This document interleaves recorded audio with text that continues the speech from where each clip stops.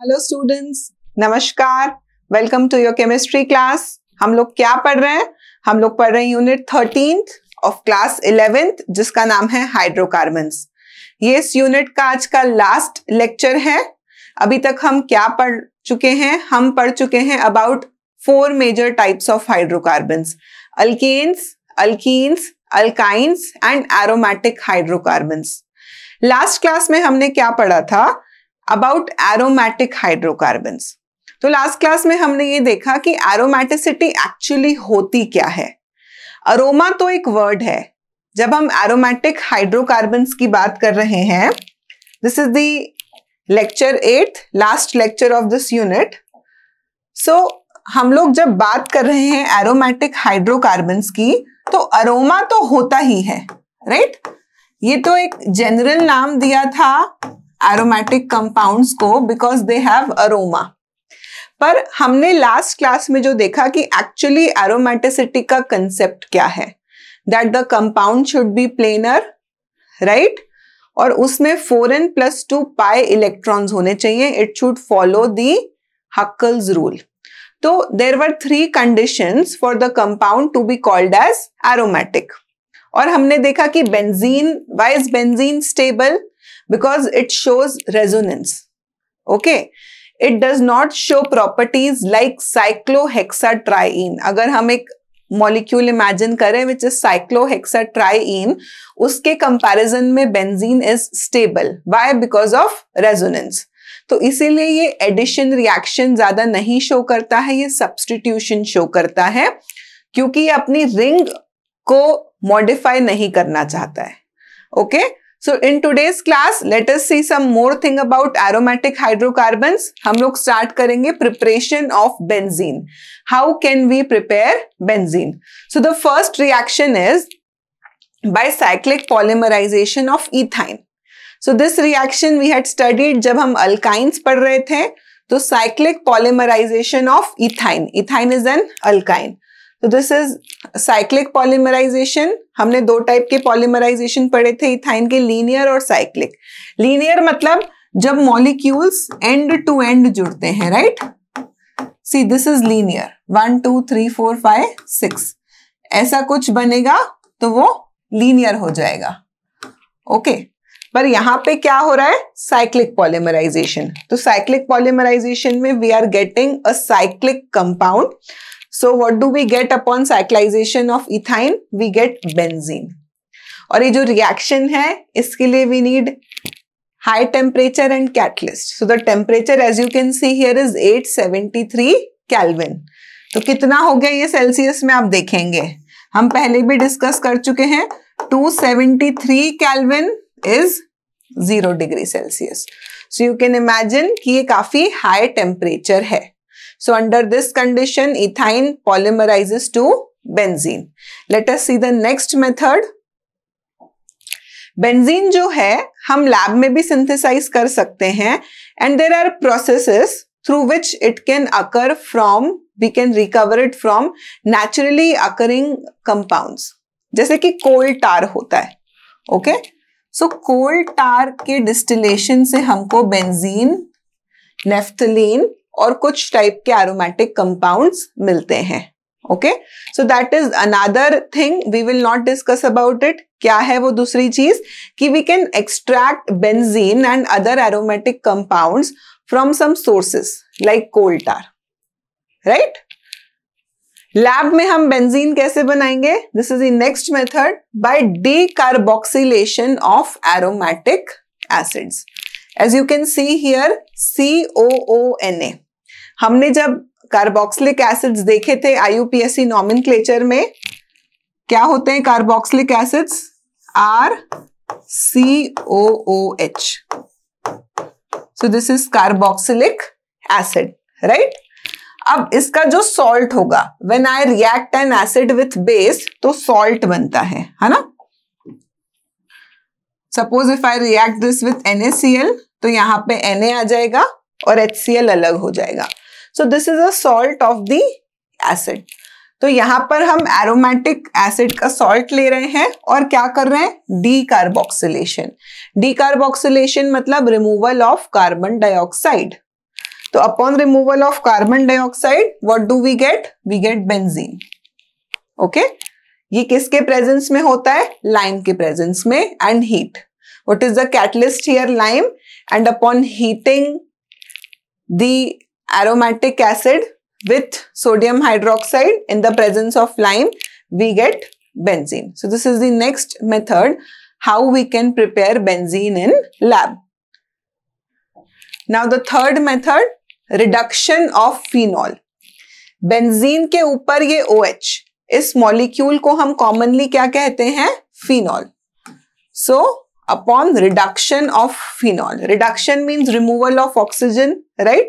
We will remove this group और यहाँ पे क्या आ जाएगा? हाइड्रोजन. यहाँ पे क्या है इधर? Hydrogen, right? So we are using zinc, okay? And when we heat phenol with zinc, we get benzene and zinc oxide. So this is another method by which we can prepare benzene. So these were just 3 methods जो हम पढ़ेंगे about preparation of benzene. We are going as per your syllabus. ऐसे तो बहुत सारे methods हैं, but हम ज़्यादा methods discuss नहीं करेंगे. We'll strictly adhere to the syllabus for class 11th and 12th. Okay? ये जो aromatic compounds हैं, hydrocarbons हैं, these are vast topics. अगर हम hydrocarbons और aromatic compounds ही पढ़ें तो हम 2 महीने 3 महीने भी पढ़ सकते हैं.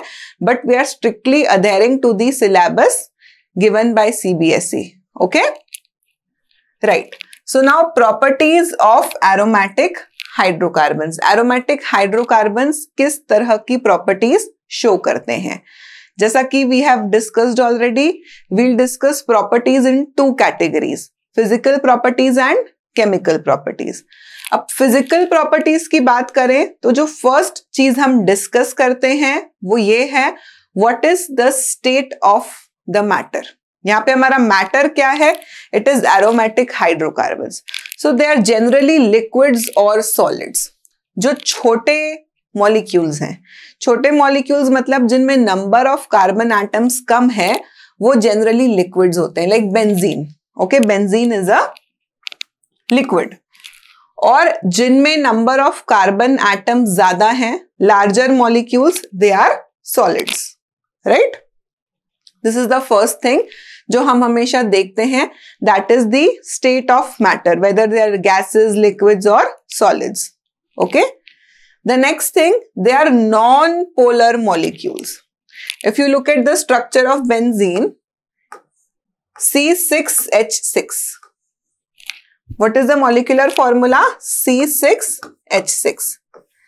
कार्बन और हाइड्रोजन की इलेक्ट्रोनेगेटिविटी में ज्यादा डिफरेंस नहीं है. इस वजह से ये जो कंपाउंड है ये नॉन पोलर है, और नॉन पोलर है तो वो नॉन पोलर सॉल्वेंट्स में डिसॉल्व होगा. Benzene itself is a solvent. हम बहुत सारी चीजों के लिए बेंजीन को सॉल्वेंट लेते हैं. Okay, benzene itself is a solvent. पर अगर हम दूसरे सॉल्वेंट्स की बात करें तो ये जो हमारे एरोमेटिक कंपाउंड्स हैं, majority of the aromatic compounds, अगर उनमें कोई पोलर ग्रुप नहीं है, पोलर ग्रुप मतलब कि जैसे ये phenol. Okay, so phenol is soluble in hot water. Why? Because of the presence of the polar group. Okay, पर अगर कोई पोलर ग्रुप प्रेजेंट नहीं है तो they generally dissolve in non polar solvents. Right?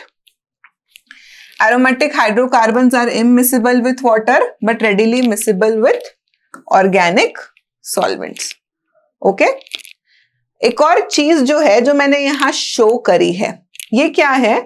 ये एक फ्लेम है. तो जब वो जल रही है, okay, when there is flame, तो ये जो आपको दिख रहा है, what is it? It is soot. It is soot. आप खुद ही देखते हैं कि अगर आप एक कैंडल जलाओ, आप एक मोमबत्ती जलाओ, तो उसमें से ब्लैक ब्लैक धुआं निकलता है. It is not very clear. Clear मतलब क्या कि आप उस फ्लेम को जला रहे हो और मतलब देयर इज नो पॉल्यूशन, बिल्कुल क्लियर एयर दिख रही है आपको आसपास. ऐसा नहीं होता है. जब भी हम कैंडल जलाते हैं या हम कुछ ऐसा फ्यूल या कुछ ऐसी चीज जलाएंगे जिसमें अनसैचुरेटेड कंपाउंड्स हैं, okay, so they burn with a sooty flame. सूटी फ्लेम क्यों? बिकॉज इनकम्प्लीट कंबशन होता है. The combustion is not complete. There is incomplete combustion. So because of the incomplete combustion कुछ कार्बन पार्टिकल्स रह जाते हैं, तो वो फिर ऐसा सूटी फ्लेम कहते हैं हम उसको. We call it as soot. तो ये aromatic compounds, in fact unsaturated compounds का कैरेक्टरिस्टिक है कि they burn with sooty flame. So this is here a figure which shows कि when we are burning an unsaturated compound we will see a sooty flame, right? So this was about the physical properties of aromatic compounds. Now let us come to the chemical properties. Chemical properties मतलब क्या कि वो दूसरे compounds के साथ किस type की reaction show करेंगे. अब जैसा कि हम डिस्कस कर चुके हैं कि जो बेंजीन है, देखो बेंजीन पर्टिकुलर क्यों है? Because it shows resonance.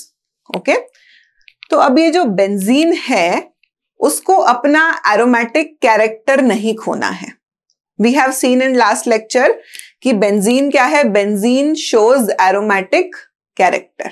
Okay, benzene has the property of aromaticity, right? तो अगर मैं बेंजीन कंसिडर करूं, this is the structure of benzene. Okay, so C6 1 2 3 4 5 and 6 carbon, right? Now let us draw the hydrogen. 1 2 3 4 5 and 6. ये क्या है? Structure of benzene. अब अगर इसमें कुछ एडिशन रिएक्शन होती है, एडिशन रिएक्शन क्यों होगी? अगर हम जनरली अनसैचुरेटेड कंपाउंड्स की बात करें, जैसा कि हमने अल्कीन्स और अल्काइंस के केस में देखा, तो they show addition reactions, right? जैसे ये अल्कीन है, हम ये स्टडी कर चुके हैं. इसमें हाइड्रोजन ऐड हो जाता है जिसको कि हम हाइड्रोजनेशन कहते हैं. तो व्हाट डू वी गेट? ये हाइड्रोजन ऐड हो गया. सिमिलरली और बहुत सारे एटम्स या ग्रुप ऑफ एटम्स यहाँ पे ऐड हो सकते हैं अल्कीन्स और अल्काइंस के केस में. लेकिन बेंजीन के केस में क्या होगा? If suppose there is addition, right? If suppose there is addition,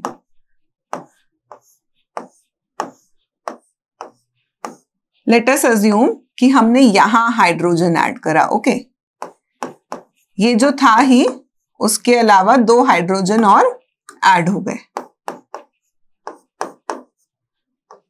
अब क्या हुआ?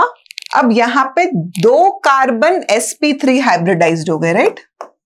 sp3 हाइब्रिडाइज्ड, और यहां पे हमारे 2 कार्बन एटम्स sp3 हाइब्रिडाइज्ड हो गए. There are now only 4 pi electrons in the ring. तो अब क्या हुआ? बेंजीन ने अपना एरोमेटिक कैरेक्टर खो दिया. The aromaticity is lost. पर benzene does not lose its aromaticity easily. Why? Because वो ज्यादा स्टेबल है. हर कंपाउंड अपने स्टेबल फॉर्म में ज्यादा रहना पसंद करता है. ओके, तो बेंजीन एडिशन रिएक्शन इजीली नहीं शो करता है. क्यों? क्योंकि upon addition reaction it will lose its aromaticity. Okay, so the reaction which is generally shown by benzene is substitution. क्या शो करता है बेंजीन? substitution reaction. substitution मतलब क्या कि ये जो हाइड्रोजन है इसकी जगह कोई दूसरा ग्रुप आ जाएगा. 6 हाइड्रोजन है बेंजीन रिंग में, so we can even have substituents at all the 6 position. सारे 6 हाइड्रोजन की जगह दूसरे ग्रुप्स आ सकते हैं. तो ये जो हाइड्रोजन की जगह दूसरा ग्रुप आ जाएगा, दैट इज सब्स्टिट्यूशन रिएक्शन. अब कौन से टाइप की substitution reaction? Electrophilic. Electrophilic why? Because benzene is electron rich. Benzene क्या है? Electron rich. तो इलेक्ट्रोफिलिक सब्स्टिट्यूशन. इलेक्ट्रोफाइल आएगा, ठीक है? इलेक्ट्रोफाइल मतलब electron loving. Benzene is electron rich, तो वो किसके साथ रिएक्ट करेगा? इलेक्ट्रॉन लविंग ग्रुप के साथ. तो इसीलिए ये जो रिएक्शंस अभी हम डिस्कस करेंगे ये सब किस टाइप की रिएक्शंस हैं? They are electrophilic substitution reactions, जहां पर एक इलेक्ट्रोफाइल आ जाता है हाइड्रोजन की जगह, right? So let us see a few examples of electrophilic substitution reactions in benzene. सबसे पहले हम कौन सी रिएक्शन देखेंगे? नाइट्रेशन। नाइट्रेशन मतलब क्या? Nitration is addition of NO2 group. कौन से ग्रुप का होता है? Addition substitution. Whenever there is nitration, nitration मतलब there will be addition or substitution of NO2 group. Okay, ये हमारी बेंजीन रिंग है। नाइट्रेशन के लिए दो एसिड्स रिक्वायर्ड है हमको यहाँ पे, HNO3 और H2SO4। Please remember that for nitration we require both nitric acid and sulphuric acid. तो जब हम बेंजीन को इनके प्रेजेंस में थोड़ा सा हीट करेंगे तो हमें नाइट्रोबेंजीन मिलेगा। नाइट्रोबेंजीन मतलब यहाँ पे क्या हुआ? एक हाइड्रोजन की जगह यहाँ पे NO2 आ गया, right? So this is nitrobenzene. So this is the first kind of electrophilic substitution reaction we are seeing. Hydrogen की जगह क्या आ गया? NO2। हाइड्रोजन निकल गया एक बेंजीन में से। अब जैसे ये C6H5 है, the benzene here is C6H5, right? Sorry, C6H6. Benzene is C6H6. What is nitrobenzene? C6H5 NO2। तो यहां से एक हाइड्रोजन कम हुआ और NO2 ग्रुप जुड़ गया। Let us see the next type of electrophilic substitution reaction. Halogenation. Halogenation मतलब क्या? Addition of और substitution of halogen. Halogen कौन से हैं हमारे? Generally chlorine, bromine, iodine. हम फ्लोरीन के साथ कम रिएक्शंस देखते हैं because fluorine is a very reactive gas, F2। Okay, so generally we do not see fluorine in lot of organic reactions.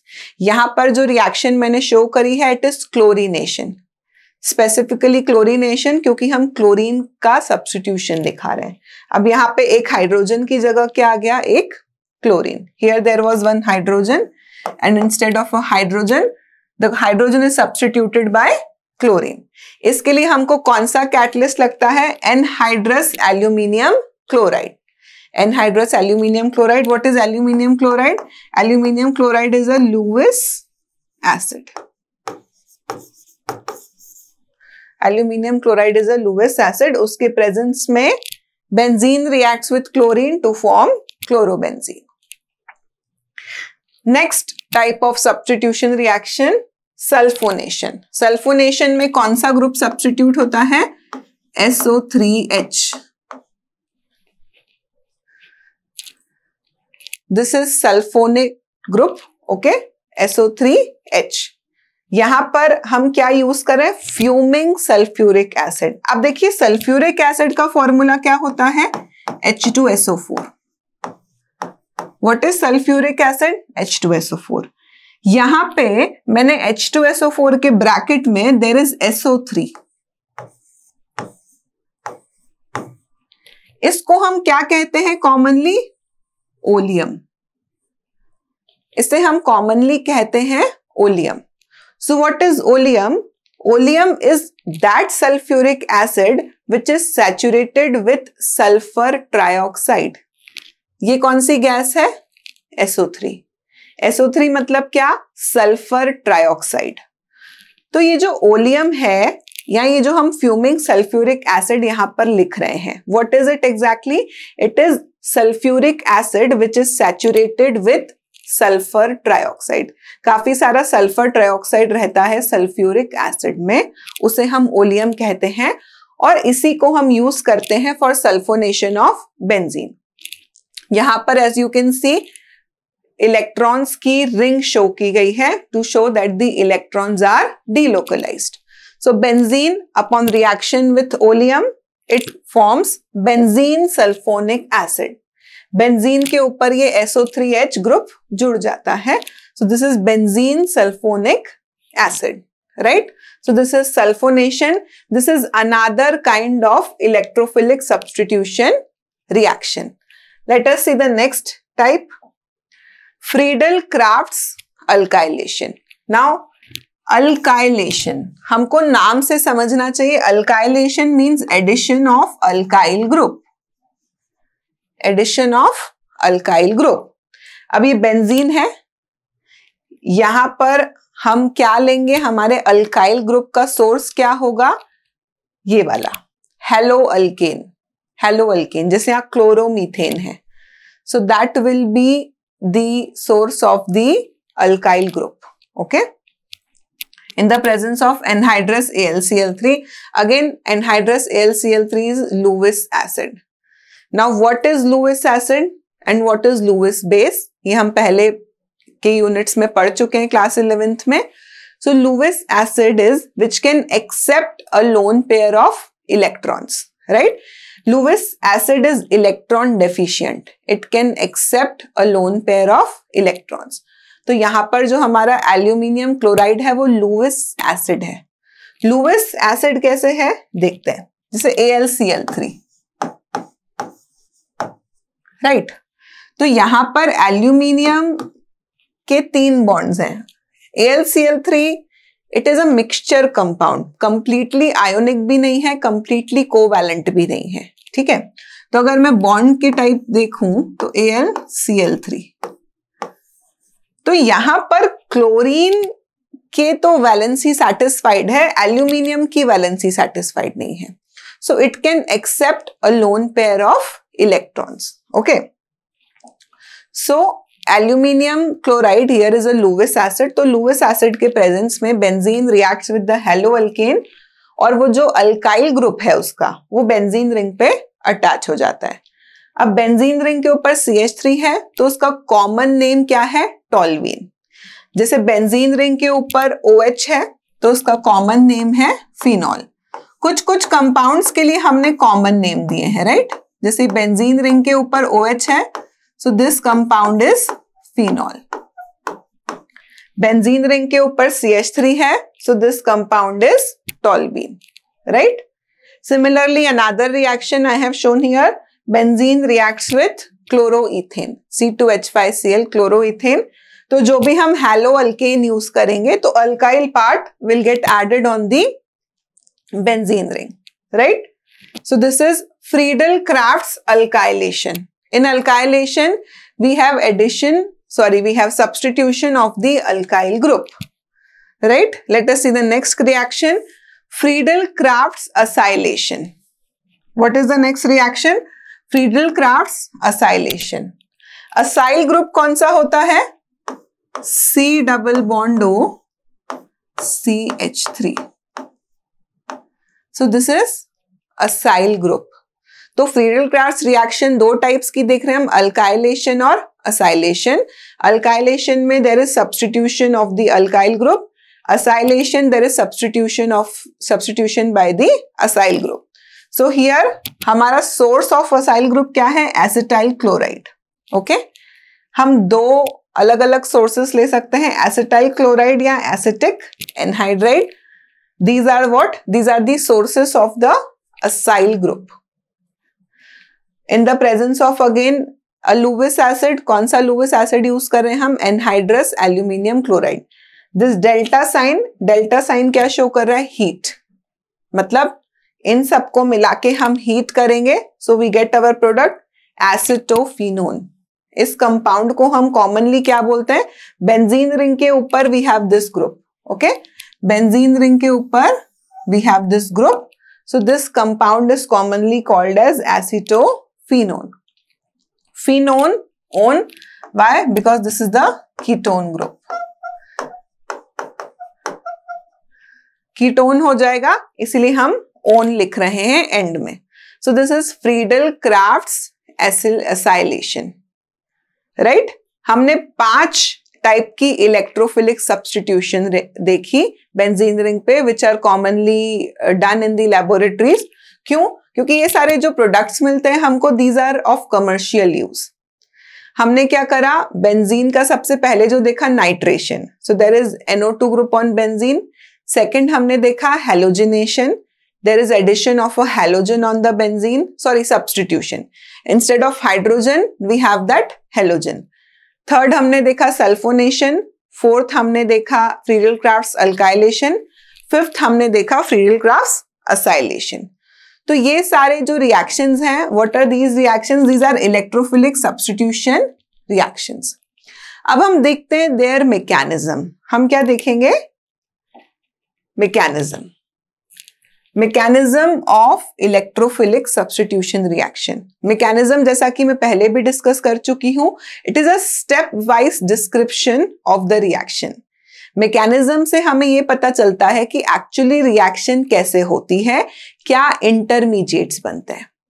जो रिएक्शन देखो डायरेक्टली यहां से यहां नहीं जाता है, ये रिएक्टेंट से ये प्रोडक्ट नहीं बनता है, it goes through some steps, है ना. जैसे अगर मुझे एक बिल्डिंग में ग्राउंड फ्लोर से 5th फ्लोर पर जाना है तो मैं डायरेक्टली 5th फ्लोर पे जंप नहीं करती हूं. अगर मैं लिफ्ट से भी जा रही हूं तो 1st फ्लोर आएगा पहले, 2nd फ्लोर आएगा, 3rd फ्लोर आएगा, right. So there is a step by step thing for the reactions also, कि वो एक एक स्टेप से आगे बढ़ते हैं. तो आइए हम देखते हैं कि how the electrophilic substitution reaction take place in benzene.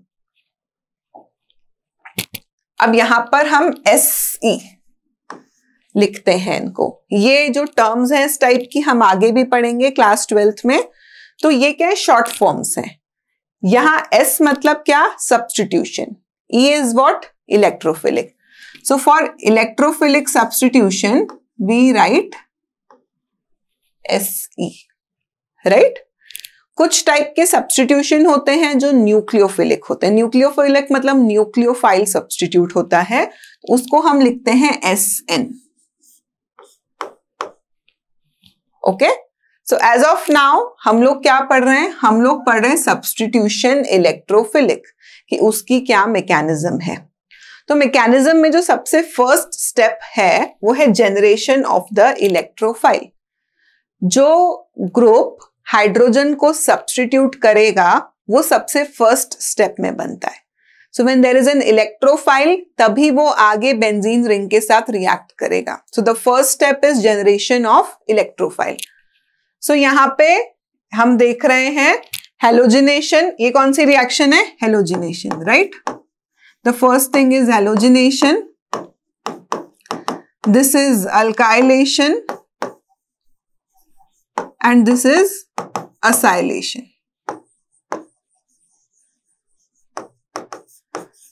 तो जैसा कि हमने देखा कि इन तीनों ही रिएक्शंस में हमने एक लुईस एसिड यूज किया था.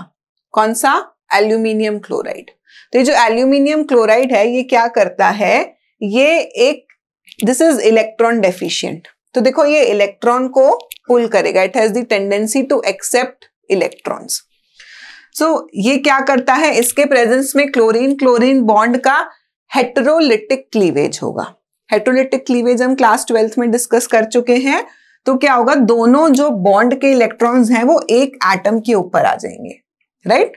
सो we will get Cl plus and AlCl4 minus. तो ये जो Cl+ है, क्लोरीन पे पॉजिटिव चार्ज है, इसको हम कहते हैं क्लोरोनियम आयन. क्या कहते हैं? Chloronium ion. सिमिलरली हैलोअल्केन और ये क्या है?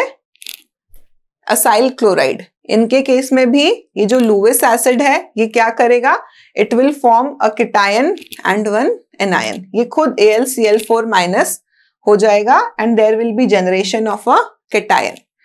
तो ये जो हमारे कीटायंस हैं, राइट, ये जो हमारे कीटायंस हैं ये क्या हैं? इलेक्ट्रोफाइल्स.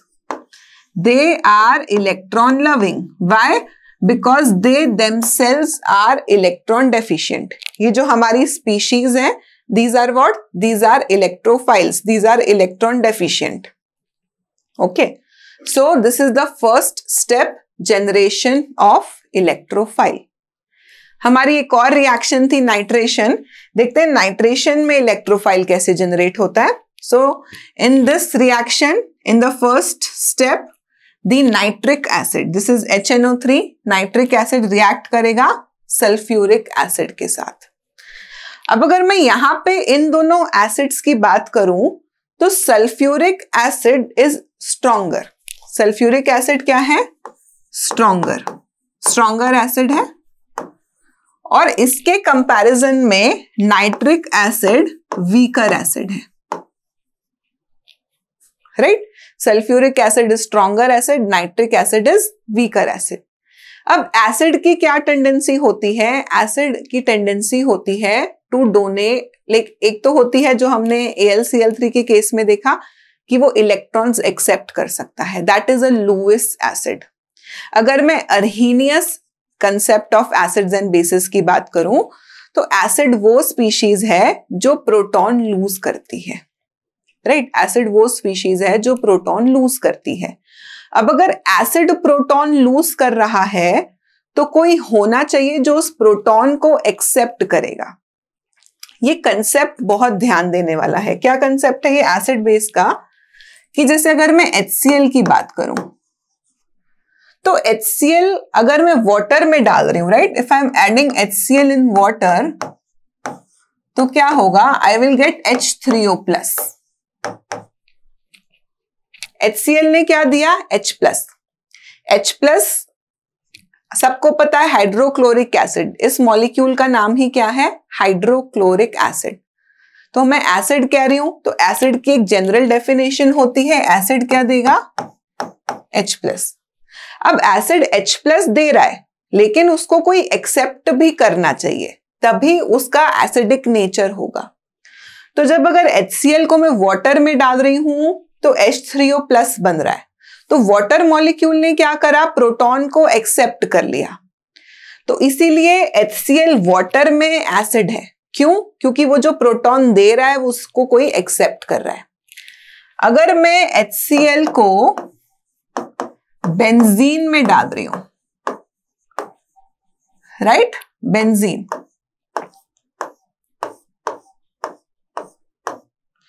तो here HCl is not acid. क्यों? क्योंकि यहां पर there is no species to accept proton.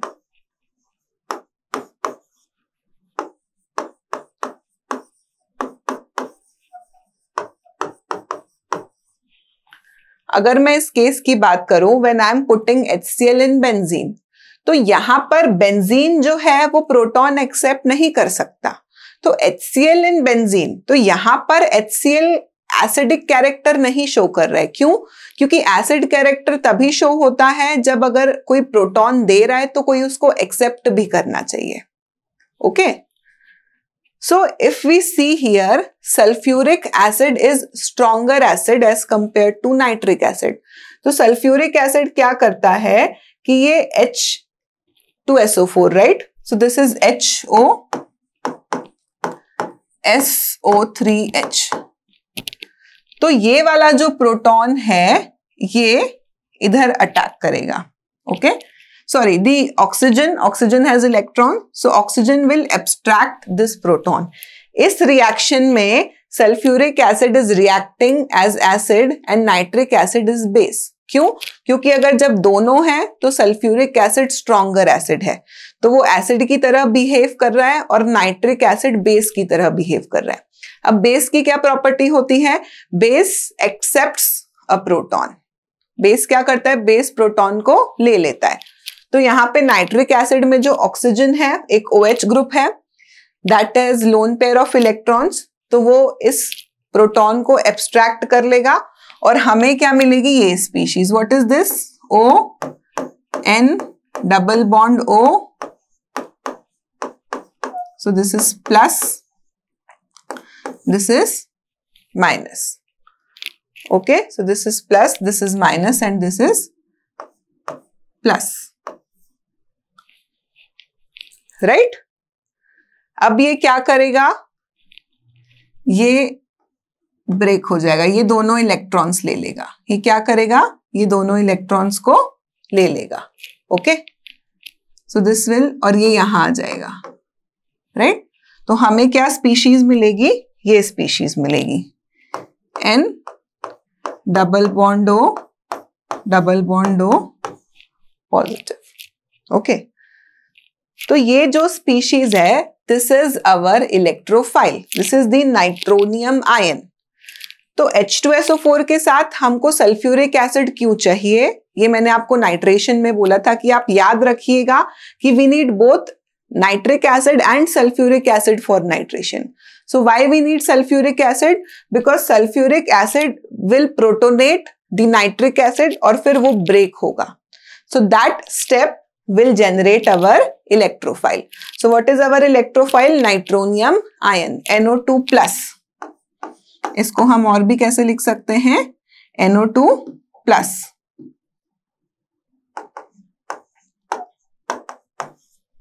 Right? So in slides में हमने क्या देखा कि how the electrophile is generated. So generation of electrophile is the first step in the electrophilic substitution reaction, right? So this is the generation of electrophile. Now in the second step there is formation of carbocation.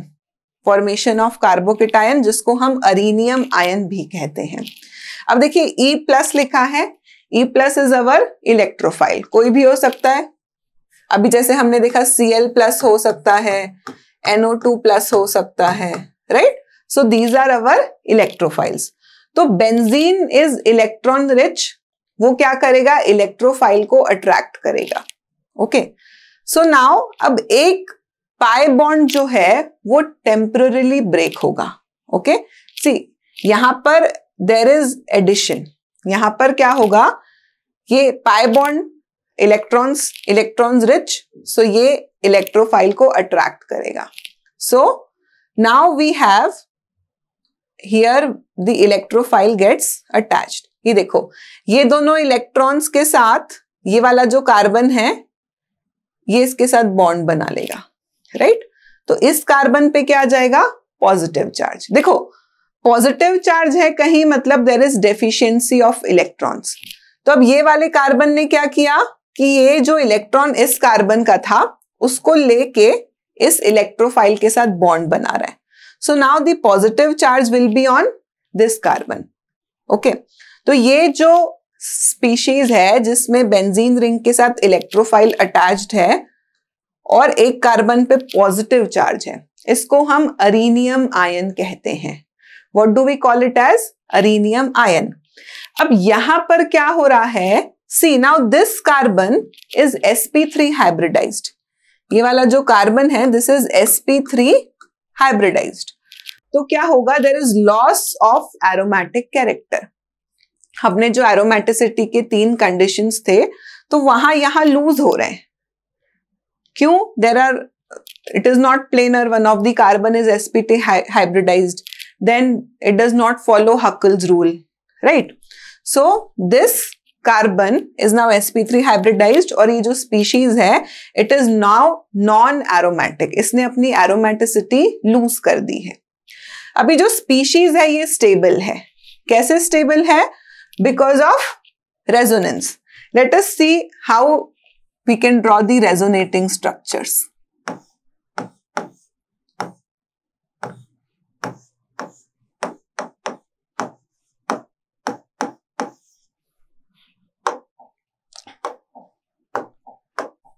अब देखो, अब क्या होगा?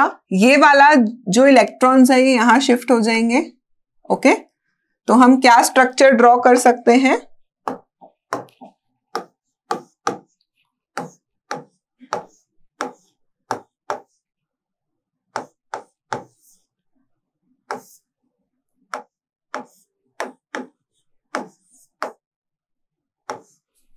Right? और structure draw कर सकते हैं हम because of the resonance in benzene. अब ये वाले यहां शिफ्ट हो जाएंगे. ओके, ये वाले जो इलेक्ट्रॉन्स हैं ये इन दोनों कार्बन के बीच में शिफ्ट हो जाएंगे.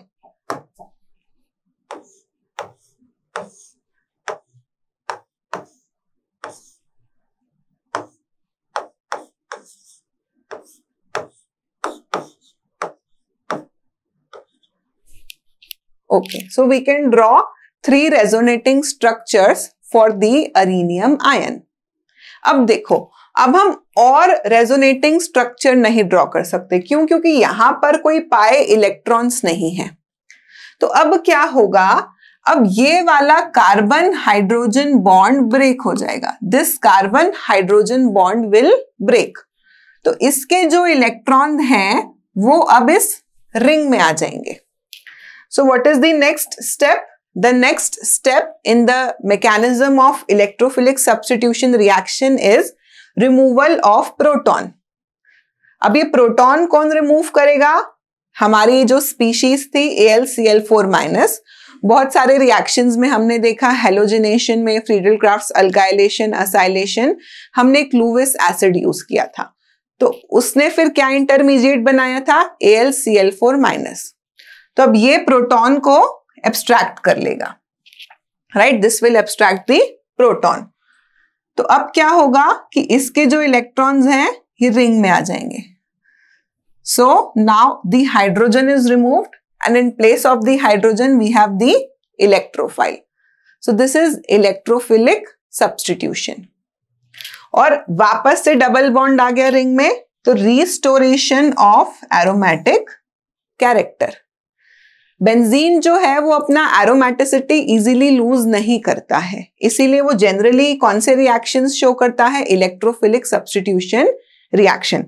तो हमने उसका मैकेनिज्म देखा, क्या हो रहा है? सबसे पहले तो there is generation of electrophile, सबसे पहले इलेक्ट्रोफाइल बनेगा।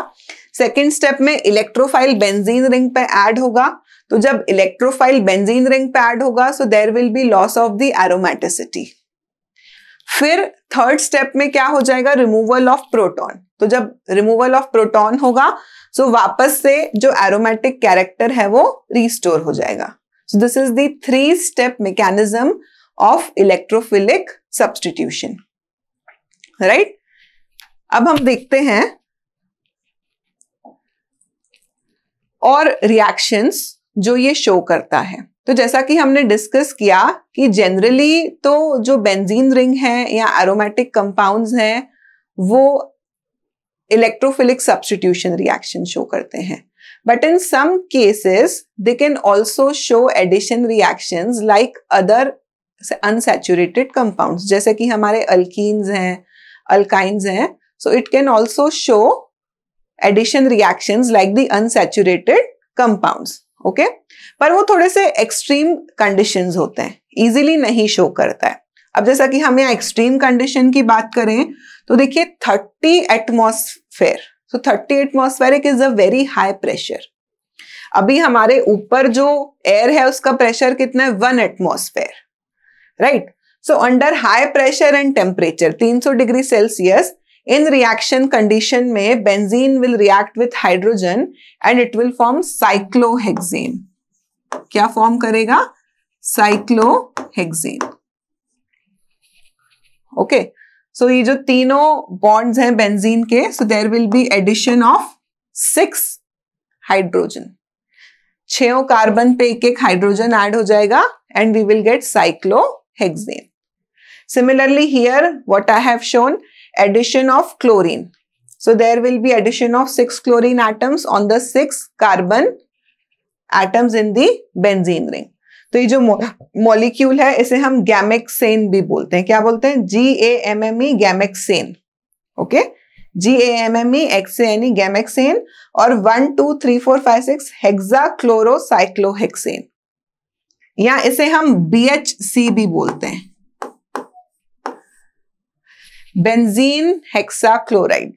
ओके, सो इसका नाम गैमेक्सेन भी है, 1 2 3 4 5 हेक्साक्लोरोसाइक्लेन भी है और BHC भी है। So these are some common addition reactions shown by benzene. पर हम एक चीज हमेशा याद रखेंगे, benzene has preference for electrophilic substitution reactions over addition reaction. मतलब कि बेंजीन ज्यादा प्रेफरेंस किसको देगा? इलेक्ट्रोफिलिक सब्स्टिट्यूशन को बजाय एडिशन रिएक्शन को। Okay, electrophilic substitution reactions easily हो जाती हैं बेंजीन में। एडिशन रिएक्शंस के लिए हमें थोड़ा सा टेम्परेचर, प्रेशर और दूसरी कंडीशंस रिक्वायर होती हैं, because these reactions are not very easy. Why? Because benzene does not want to lose its aromaticity. Benzene नहीं चाहता है अपनी एरोमेटिसिटी को लूज करना, इसीलिए वो एडिशन रिएक्शंस कम शो करता है। इसके लिए भी हमें थोड़ा हाई टेम्परेचर लगता है, क्लोरीनेशन के लिए भी somewhere around 400 to 500 degree Celsius. Okay, so these are some addition reactions shown by benzene. अब हम बात करते हैं कंबशन की। तो जैसा मैंने डिस्कस किया फिजिकल प्रॉपर्टीज में, जब एरोमेटिक कंपाउंड्स का कंबशन होता है so there is sooty flame. Okay, तो सूटी फ्लेम क्यों होती है? बिकॉज बहुत बार due to unsaturation the combustion is incomplete. सारे कार्बन एटम्स CO2 में कन्वर्ट नहीं होते हैं बहुत बार, उस वजह से there are some carbon particles और हमको सूटी फ्लेम दिखती है। और जैसा कि नॉर्मल कंबशन प्रोसेस में होता है, there is production of CO2 and water, right? So this is combustion. Now let us see one very important concept जब हम एरोमेटिक कंपाउंड्स की बात कर रहे हैं। ये कॉन्सेप्ट हम यूनिट 12 में भी डिस्कस कर चुके हैं। So what is this concept about? Directive influence of a functional group in mono substituted benzene. तो मोनो सब्स्टिट्यूटेड बेंजीन क्या है? मोनो सब्स्टिट्यूटेड बेंजीन मतलब जिस रिंग में there is just one substituent. Okay, mono substituted benzene मतलब एक hydrogen की जगह एक सब्स्टिट्यूएंट है, तो हम इसके इन्फ्लुएंस की बात कर रहे हैं। Directive influence of a functional group in mono substituted benzene. ये जो सब्स्टिट्यूशन है इसका क्या इन्फ्लुएंस होगा? तो किस में क्या इन्फ्लुएंस होगा? जैसे फॉर एग्जाम्पल हमने अभी बहुत सारी रिएक्शंस डिस्कस करी। ओके, फॉर एग्जाम्पल ये फिनॉल है। क्या है? Phenol, mono substituted benzene. Okay, अब अगर मुझे इसमें नाइट्रेशन करना है, सॉरी,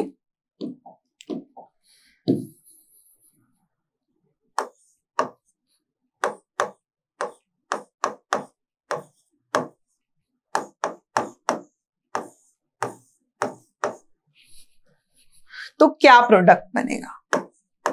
तो ये हम स्टडी कर रहे हैं इस टॉपिक में, which is directive influence of a substituent. मतलब कि अगर एक सब्स्टिट्यूएंट ऑलरेडी है बेंजीन रिंग के ऊपर, तो हमारी रिएक्शन किस डायरेक्शन में जाएगी?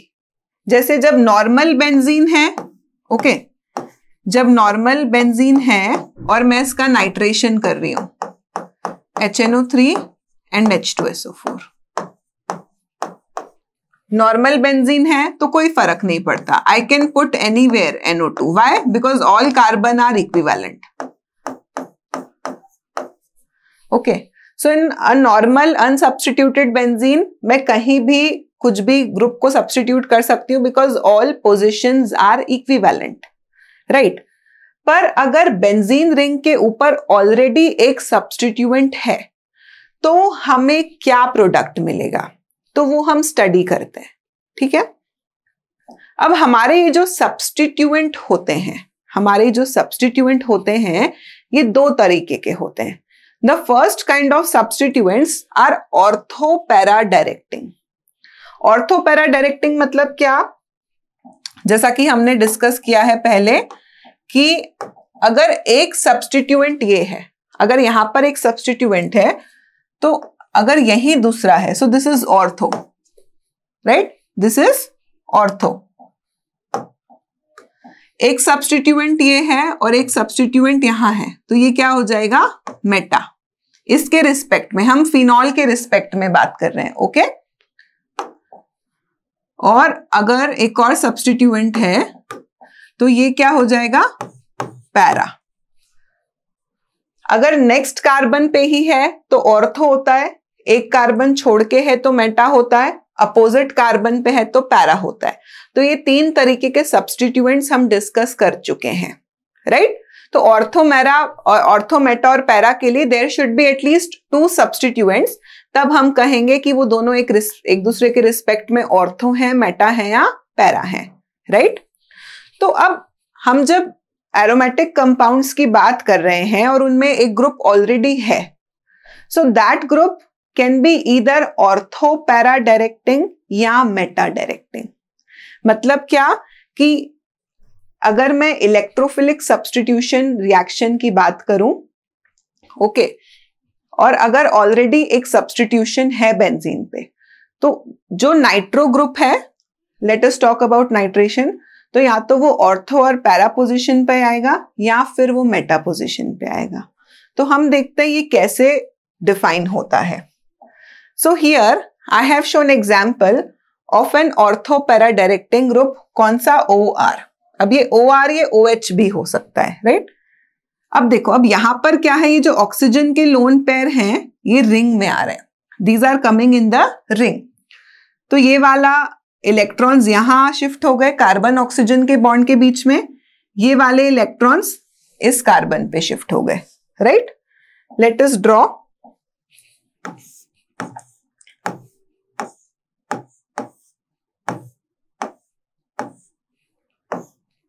चलिए हम OH ड्रॉ करते हैं। Okay, let us see the example of phenol. Oxygen के ऊपर 2 लोन पेयर ऑफ इलेक्ट्रॉन है, right? There are 2 lone pairs on oxygen.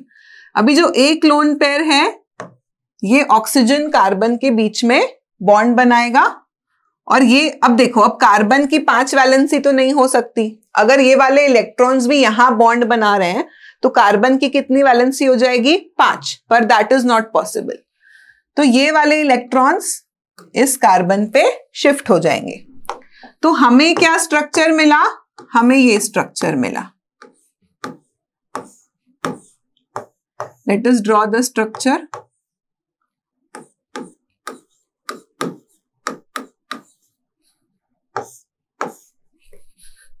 अब देखो, अब नेगेटिव चार्ज कहां आ गया? इस वाले कार्बन पे। तो ये जो कार्बन है that is ortho, right? This carbon is ortho. Okay, हम फिर से रेजोनेटिंग स्ट्रक्चर बनाते हैं। अब देखो, अब ये वाले जो इलेक्ट्रॉन्स हैं ये इन दोनों कार्बन के बीच में बॉन्ड बनाएंगे, और ये वाला इलेक्ट्रॉन जो है, अब देखो, अब इस कार्बन के 5 बॉन्ड नहीं बन सकते। अगर ये वाला इलेक्ट्रॉन्स यहां पे आ जाएंगे तो ये कार्बन के 5 बॉन्ड नहीं बन सकते, तो ये वाले जो इलेक्ट्रॉन्स हैं ये इस कार्बन के ऊपर आ जाएंगे, right? So let us draw another structure.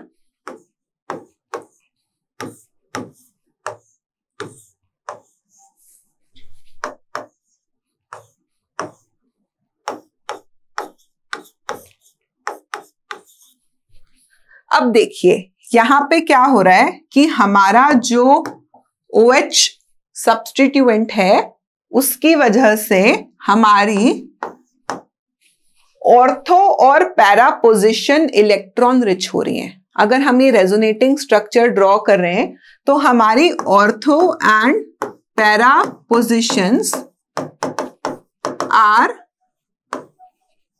Electron rich. जैसा कि हम देख सकते हैं स्ट्रक्चर्स ड्रॉ करके कि जो कार्बन इलेक्ट्रॉन रिच है वो ऑर्थो है या पैरा है, राइट? तो अगर मैं फिनॉल ग्रुप का नाइट्रेशन कर रही हूं, नाइट्रेशन क्या है? Nitration is a kind of electrophilic substitution. क्या आ रहा है? इलेक्ट्रोफाइल आ रहा है। What do we have? Electrophile. Okay, तो electrophile is electron loving. Electrophile is electron loving. तो इलेक्ट्रॉन लविंग है तो इलेक्ट्रॉन्स कौन सी पोजीशन पे ज्यादा है? ऑर्थो पोजीशन पे या पैरा पोजीशन पे?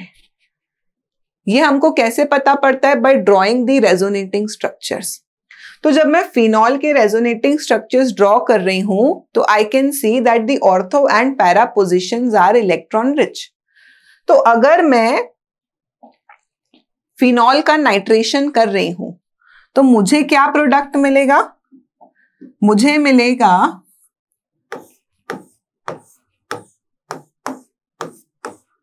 ऑर्थोनाइट्रोफिनॉल और पैरानाइट्रोफिनॉल। मेटा नहीं मिलेगा। क्यों? क्योंकि these are ortho para directing groups. देखो, हमने रेजोनेंस स्ट्रक्चर जब बनाए तो देखा कि मेटा पोजीशन पे इलेक्ट्रॉन डेंसिटी में कोई इफेक्ट नहीं है। जो ये मेटा पोजीशन है यहाँ पे इलेक्ट्रॉन डेंसिटी पे कोई इफेक्ट नहीं है, जबकि ऑर्थो और पैरा पोजिशंस इलेक्ट्रॉन रिच हो जा रही हैं। ओके, तो जब हम एक ऐसे सब्स्टिट्यूटेड बेंजीन का नाइट्रेशन कर रहे हैं जो अपने इलेक्ट्रॉन्स को डीलोकलाइज कर रहा है बेंजीन में, ये क्या कर रहा है, देखो ये अपने इलेक्ट्रॉन्स दे रहा है for delocalisation in the benzene ring, right. तो हमें क्या मिलेगा, ऑर्थो या पैरा प्रोडक्ट मिलेगा या कॉम्बिनेशन मिलेगा। We'll get both ortho and para, in some cases we get exclusively para, वो अभी हम नहीं देखेंगे, बट फिलहाल हम ये देखेंगे कि जब ऐसे ग्रुप्स प्रेजेंट हैं बेंजीन रिंग में जिनकी वजह से ऑर्थो और पैरा ग्रुप्स पर इलेक्ट्रॉन डेंसिटी बढ़ जाती है, so we get ortho and para products. ऐसे ग्रुप्स को हम ऑर्थो पैरा डायरेक्टिंग ग्रुप्स बोलते हैं। जैसे कि यहाँ पे जो ये एग्जाम्पल शो किया है ये OR है, OR इज अल्कोक्सी, राइट, हम डिस्कस कर चुके हैं। तो सेम यहाँ भी ऑक्सीजन के लोन पेयर आ रहे हैं, तो हम देखते हैं यहाँ देखिए ये ऑर्थो पोजिशन और ये पैरा पोजिशन, फिर ये ortho position, right, ortho para ortho. So हम ऐसे रेजोनेटिंग स्ट्रक्चर ड्रॉ करेंगे तो हम देखते हैं कि ऑर्थो और पैरा पोजिशंस इलेक्ट्रॉन रिच हैं। तो जो इलेक्ट्रोफाइल आएगा वो या ऑर्थो पोजिशन पे सब्स्टिट्यूट होगा या पैरा पोजिशन पे। तो ऐसे ग्रुप्स को हम ऑर्थो पैरा डायरेक्टिंग ग्रुप्स भी बोलते हैं। ऑर्थो पैरा डायरेक्टिंग मतलब कि जो इनकमिंग इलेक्ट्रोफाइल है उसको या तो वो ऑर्थो पोजिशन की तरफ डायरेक्ट करेंगे या पैरा पोजिशन की तरफ। ओके, इनके और एग्जाम्पल्स हैं जैसे NH2, NH3, NHR। तो ये सारे जो ग्रुप्स हैं ये क्या करते हैं, ये अपने इलेक्ट्रॉन्स डोनेट करते हैं, राइट, ये अपने इलेक्ट्रॉन्स डोनेट करते हैं। इनको हम ऑर्थो पैरा डायरेक्टिंग ग्रुप्स भी बोलते हैं। अब एक और बात है, अब जैसे ऑक्सीजन की बात करूं तो ऑक्सीजन इलेक्ट्रोनेगेटिव है, मतलब इलेक्ट्रॉन्स को पुल करती है, ठीक है। सिमिलरली यहां पे अगर मैं हैलोजेंस की बात करूं जैसे क्लोरीन, तो क्लोरीन, ऑक्सीजन, ये जो एटम्स हैं ये क्या हैं, इलेक्ट्रोनेगेटिव। इलेक्ट्रोनेगेटिव मतलब क्या कि ये इलेक्ट्रॉन्स को पुल करेंगे। तो इनका क्या है, -I इफेक्ट है। इंडक्टिव इफेक्ट हम यूनिट 12 में पढ़ चुके हैं। तो ये जो एटम्स हैं ये -I इफेक्ट शो करते हैं, मतलब क्या, इलेक्ट्रॉन्स को थोड़ा पुल करेंगे। लेकिन रेजोनेंस में ये +R इफेक्ट शो करते हैं। क्या शो करते हैं, +R इफेक्ट, मतलब कि अपने इलेक्ट्रॉन्स दे देंगे डीलोकलाइजेशन के लिए। सो this is dominating over the inductive effect, this is dominating over the inductive effect, ये चीज ध्यान रखेंगे। तो जैसे यहाँ भी क्लोरोबेंजीन का केस भी मैंने शो किया है कि क्लोरोबेंजीन के केस में भी हमारी ऑर्थो और पैरा पोजिशन इलेक्ट्रॉन रिच हो रही हैं। So even the halogen like chlorine, bromine are ortho para directing. कोई आपसे पूछे कि ये तो इलेक्ट्रोनेगेटिव एटम्स हैं, तो हम ये कहेंगे कि ऑल्दो वो इंडक्टिव इफेक्ट -I शो करते हैं पर उनका रेजोनेंस इफेक्ट ज्यादा डोमिनेटिंग है। ओके, और ये जो ग्रुप्स हैं जो ऑर्थो पैरा डायरेक्टिंग हैं, इनको हम एक्टिवेटिंग ग्रुप्स भी बोलते हैं। क्या बोलते हैं हम, एक्टिवेटिंग ग्रुप्स। क्यों, क्योंकि ये जो ग्रुप है ये रिंग को इलेक्ट्रोफिलिक सब्स्टिट्यूशन के लिए एक्टिवेट कर रहे हैं। आप देखिए, इलेक्ट्रोफिलिक सब्स्टिट्यूशन इजीली तब होगा जब रिंग में इलेक्ट्रॉन डेंसिटी अच्छी होगी। जब रिंग अगर इलेक्ट्रॉन रिच है तो इलेक्ट्रोफाइल इजीली अटैक करेगा। तो ये जो हमारे ग्रुप्स हैं ये रिंग को इलेक्ट्रॉन रिच बना रहे हैं। जो अभी हमने देखे ऑर्थो पैरा डायरेक्टिंग ग्रुप्स जैसे कि OH हो गया, हैलोजन हो गया, NH2 हो गया, तो ये सारे जो ग्रुप्स हैं ये रिंग को इलेक्ट्रॉन रिच बना रहे हैं। तो इसलिए ये रिंग को इलेक्ट्रोफिलिक सब्स्टिट्यूशन के लिए एक्टिवेट कर रहे हैं। हम इनको एक्टिवेटिंग ग्रुप्स भी बोलते हैं, राइट। अब कुछ दूसरे ग्रुप्स होते हैं वो क्या करते हैं, डीएक्टिवेटिंग ग्रुप्स होते हैं। डीएक्टिवेटिंग मतलब क्या कि वो इलेक्ट्रॉन डेंसिटी कम कर देंगे, जो बेंजीन की इलेक्ट्रॉन डेंसिटी है उसको कम कर देंगे। तो क्योंकि बेंजीन की इलेक्ट्रॉन डेंसिटी कम हो जाएगी तो वो इलेक्ट्रोफाइल को इजीली अट्रैक्ट नहीं कर पाएगा। इसीलिए हम ऐसे ग्रुप्स को क्या कहते हैं, डीएक्टिवेटिंग ग्रुप्स। तो डीएक्टिवेटिंग ग्रुप्स क्या करते हैं, they pull the electrons from the ring. जैसा कि यहाँ पे NO2 का एग्जाम्पल है, ठीक है, ये NO2 का एग्जाम्पल है। तो NO2 ने क्या किया, लेट अस सी,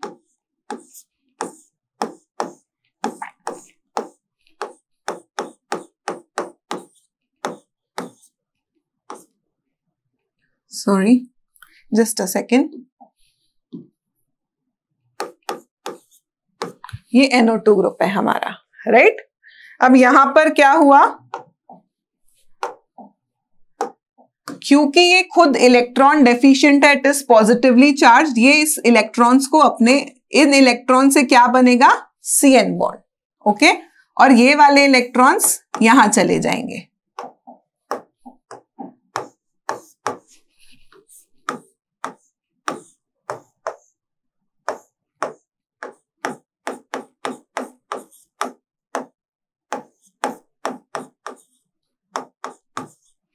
ओके, अब देखो, अब ये वाले इलेक्ट्रॉन्स यहां ट्रांसफर हो जाएंगे, right. So now what I can write,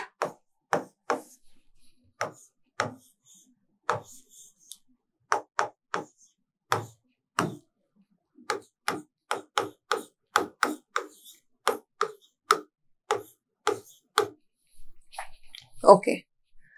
अब हम यहां पे जो स्ट्रक्चर देख रहे हैं, तो यहां पे जो ऑर्थो और पैरा पोजिशन है, ortho and para position are electron deficient. क्यों, क्योंकि इन पे जो कार्बन है उस पे पॉजिटिव चार्ज है। NO2 जैसे जो ग्रुप्स हैं जो बेंजीन के इलेक्ट्रॉन्स को ले लेंगे, वो क्या कर रहे हैं, वो ऑर्थो और पैरा पोजिशन पे कार्बोकेटायन जनरेट कर रहे हैं। If you can C from the resonating structure, तो उस वजह से क्या हो जाएंगे कि ऑर्थो और पैरा पोजिशन इलेक्ट्रॉन डेफिशिएंट हो जाएंगी। तो जो इनकमिंग इलेक्ट्रोफाइल है वो कौन सी पोजिशन पे आना प्रेफर करेगा, मेटा पे, राइट। क्यों, क्योंकि मेटा पोजिशन पे कार्बोकेटायन जनरेट नहीं हो रहा है।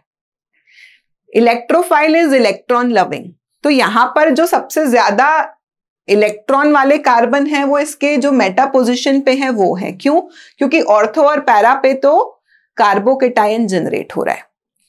तो ऐसे ग्रुप्स जो बेंजीन से इलेक्ट्रॉन डेंसिटी को पुल करेंगे वो मेटा डायरेक्टिंग होते हैं। क्यों, क्योंकि मेटा पोजीशन पे कार्बोकेटायन जनरेट नहीं होता है, तो incoming electrophile would like to come at the meta position. और दूसरी चीज, ऐसी रिंग्स ऑलरेडी इलेक्ट्रोफिलिक सब्स्टिट्यूशन थोड़ा कम शो करती हैं। क्यों, क्योंकि वो डीएक्टिवेट हो जाती हैं।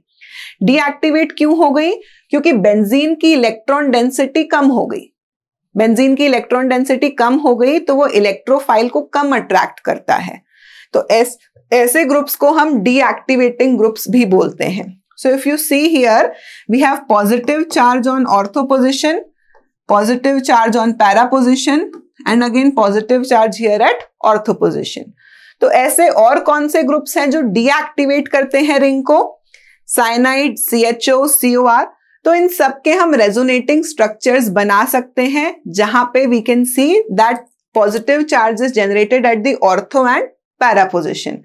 तो इसीलिए इलेक्ट्रोफाइल इन पोजिशन पर ना आकर मेटा पोजिशन पर आएगा। तो ऐसे ग्रुप्स को हम मेटा डायरेक्टिंग ग्रुप कहते हैं। क्यों, क्योंकि ये जब इनकमिंग इलेक्ट्रोफाइल आता है तो उसको मेटा पोजीशन पे डायरेक्ट करते हैं, राइट। तो हमने देखा ऑर्थो पैरा डायरेक्टिंग और Meta directing. So this was about the chemical properties of aromatic compounds.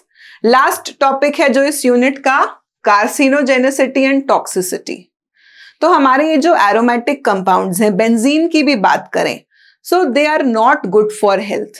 Benzene और कुछ दूसरे पॉलीन्यूक्लियर हाइड्रोकार्बन्स, पॉलीन्यूक्लियर मतलब कि जैसे जिसमें 2 या ज्यादा रिंग्स हो, जैसे इस टाइप के कुछ कंपाउंड्स हो, ओके, सॉरी, वैलेंसी, इसको ठीक से ड्रॉ करना पड़ेगा ना। सो इस टाइप के जो कुछ कंपाउंड्स होंगे, so they are polynuclear. Okay, they are what? They are polynuclear, जिसमें बहुत सारे रिंग्स हों। तो ये जो कंपाउंड्स हैं ये क्या करते हैं, ये हमारी बॉडी में एंटर कर जाते हैं और डीएनए के साथ रिएक्ट करते हैं। They damage the DNA and they cause cancer. तो many of the aromatic compounds, they are not good for our health and we should take care while we are handling them. So thank you. This was about unit 13. In next class we will start with another unit. I hope आपको समझ आया हो alkanes, alkenes, alkynes and aromatic hydrocarbons. See you soon.